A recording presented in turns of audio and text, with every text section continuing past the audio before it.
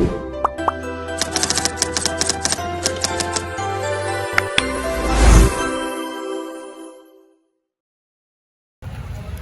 teman-teman, perkenalkan nama saya Mario Christian. Saya dari Fakultas Hukum Universitas Nusa Tenggara. Pada hari ini saya akan mewawancarai seorang anak dari keluarga yang tidak mampu. Baik. Adik, nama siapa? Nanda. Sekarang adik sekolah. Sekolah. Kesibukan kemarin di hari pertama dokter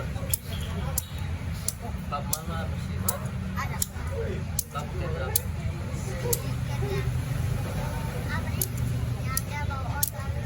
oh antar baru kalau malam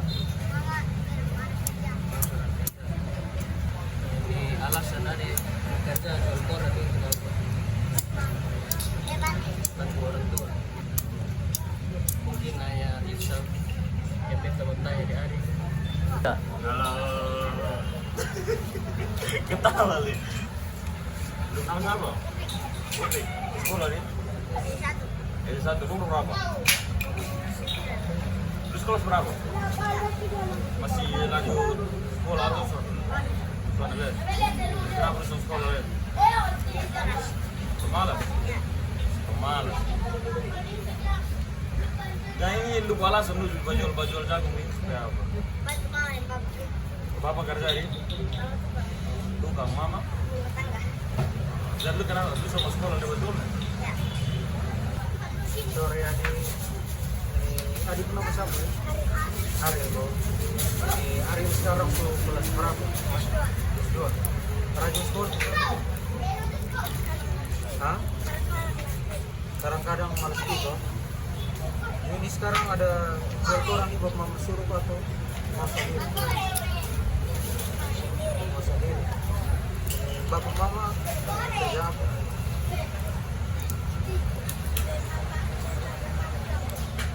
Bapak sensor.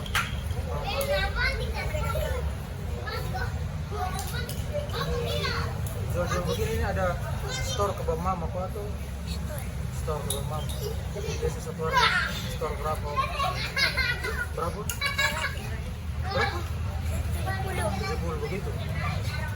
Kayak dari jual koran nih kok. Halo deh. Kenalan dong deh. Berapa tahun apa? Nama saya Em. Sama sekarang ini masih sekolah atau tinggal lagi? Tidak. Untuk sekolah itu sejak kapan? SMP kelas 2. Kelas 2 ya?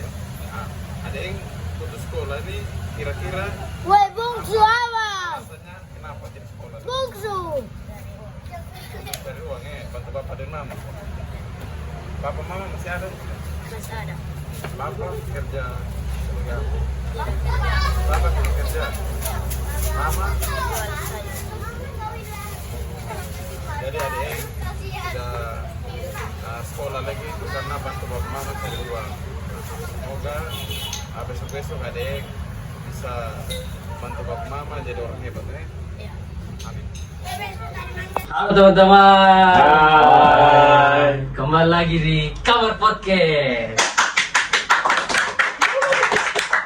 Pertama saya ingin berterima kasih untuk teman-teman yang ingin menyaksikan podcast kami. Izinkan saya memperkenalkan teman-teman saya.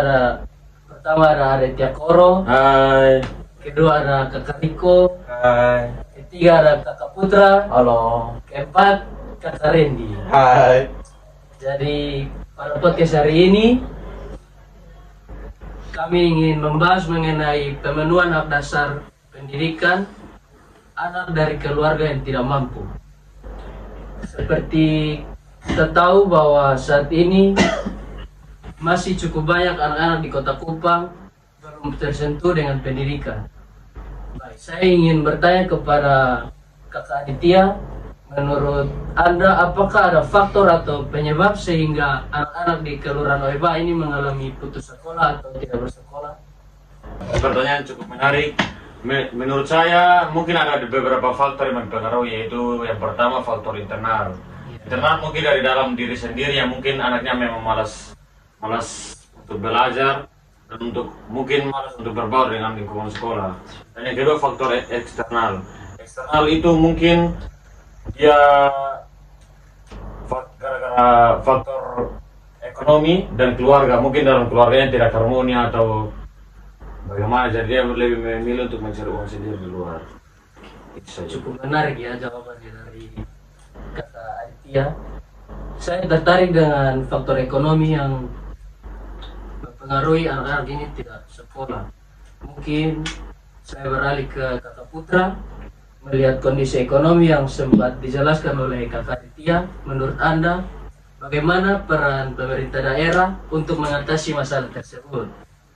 Di sini kalau menurut saya, pemerintah daerah memiliki tanggung jawab yang cukup baik jika keuangan pemerintah daerah dikelola dengan baik.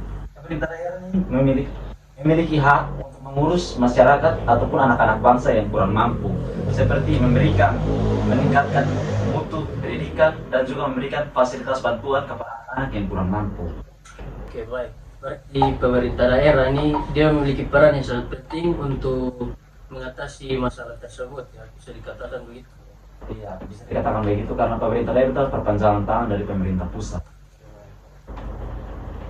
Tadi Anda sudah menyebut beberapa kebijakan yang harus dipenuhi oleh pemerintah daerah untuk pendidikan di Kota Kupang.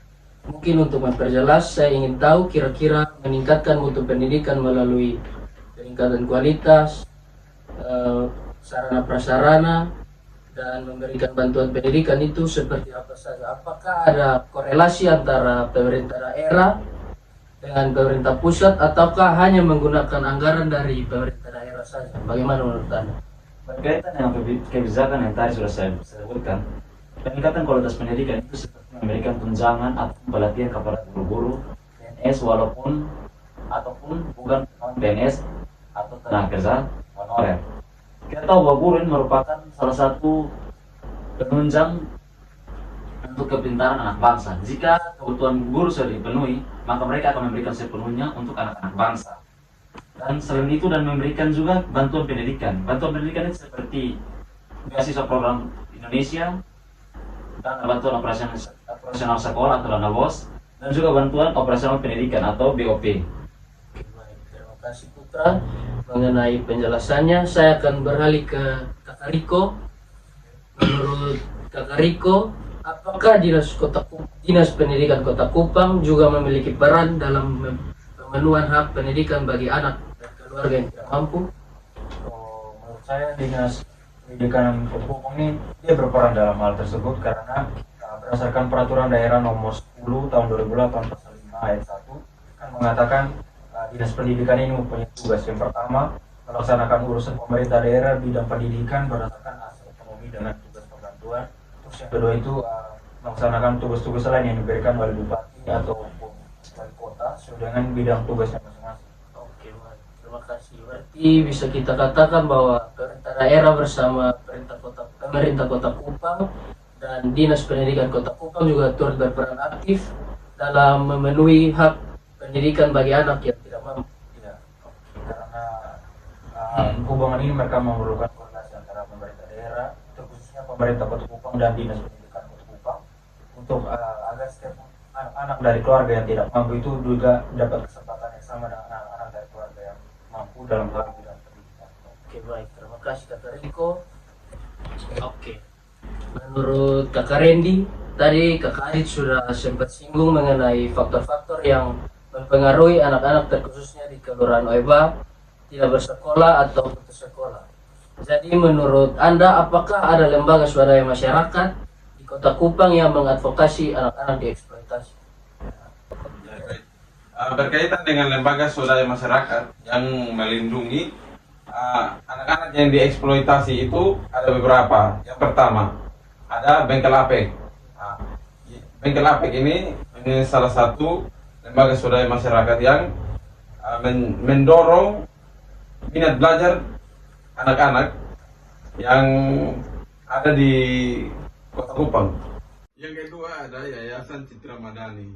yang berfokus pada pengembangan masyarakat dan mendorong masyarakat menuju masyarakat yang sejahtera. Mungkin itu saja dari saya kembalikan. Oke, baik. Terima kasih Kakak Randy sudah menjawab jawaban atas pertanyaan saya. Cukup menarik ya teman-teman pembahasan hari ini. Saya berterima kasih atas partisipasinya dari teman-teman, terkhususnya dari Fakultas Hukum. Ada Kakak Aditya Koro, ada Kakak Riko di sini, Kakak Putra, dan Kakak Randy. Kita tahu bahwa pendidikan adalah hak yang harus dipenuhi oleh semua masyarakat. Tanpa pendidikan kita hanyalah sia-sia. Saya mohon maaf jika ada salah kata. Sekian dari kami, terima kasih.